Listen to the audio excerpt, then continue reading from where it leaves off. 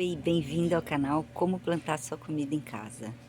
Hoje eu vou falar para vocês uma coisa que é super simples, mas que depois que eu tive essa dica, fui estudar essa parte da história do plantio em vasos, né?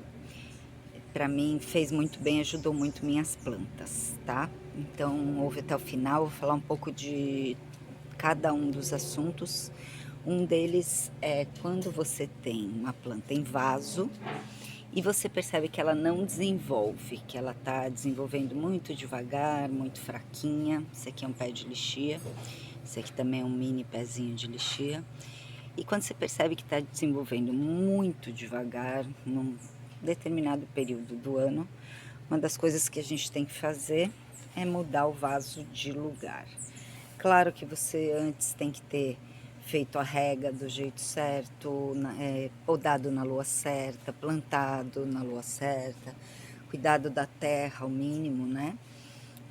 Eu aqui só uso adubo líquido de resto de comida, a terra é de jardim vegetal mesmo, de composto de folhas. Então você tem que ter feito, claro, todos os passos anteriores. Mas vamos dizer que você fez com todas as suas plantinhas e algumas não desenvolvem. Isso acontece com todo mundo. Então, o meu pé de lixia aqui, o que acontecia com ele? Aqui dentro da horta, ele ficava no outro canto da horta, que fica lá do outro lado. Conforme foi mudando para o outono, o sol e a incidência do sol sobre o vaso mudou completamente. Em primeiro lugar, porque tinha um vaso do lado que fez sombra nele, e em segundo lugar, que ele passou a não pegar mais o sol da manhã que ele pegava. Então ele estava se desenvolvendo bem. De repente os galinhos foram ficando fraquinhos e eu percebi que era o local. Então eu mudei o vaso de lugar, tá? Esse é um vaso que tem aproximadamente 80 centímetros por 60, né, de boca. E é um vaso que dá para mudar de lugar, é um vaso bastante usado por aí. Como que a gente faz para saber onde que uma planta gosta de ficar? Porque isso pode acontecer com uma fase da planta, mas pode acontecer desde o começo, que você plantou e a planta nunca se desenvolveu direito. O que que acontece? Algumas plantas têm pelinhos, como é o caso aqui da abóbora, tá? A gente percebe que ela tem uma coloração verde clara e tem esses pelinhos, tá? Uma característica dessas plantas que têm pelinhos é que elas não gostam de ficar encharcada de chuva, tá?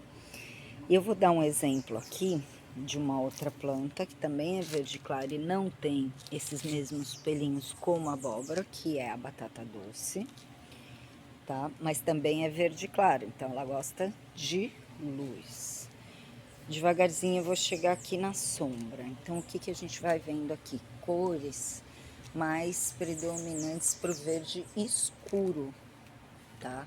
Então isso muda bastante a questão do como que a planta se adapta, tá? Então aqui a gente tem o confrei, por exemplo. E você vai ver que é bem peludinha a plantinha, tá? Só que ela é bem verde escura, então o que ela gosta? De sombra. Então é esse tipo de regra que você vai fazer. Se for muito peludinho, você não pode deixar direto na chuva, na época de chuva. Você tem que deixar num lugar que o dia seque aquela folha, senão ela vai mofar. Isso vale para o tomate, isso vale para uma série de cultivares. O morango aqui é um exemplo, ele é verde escuro. Ele gosta de luz, ele gosta de sol, mas bem pouquinho, ele prefere a sombra, se desenvolve muito bem na sombra, tá?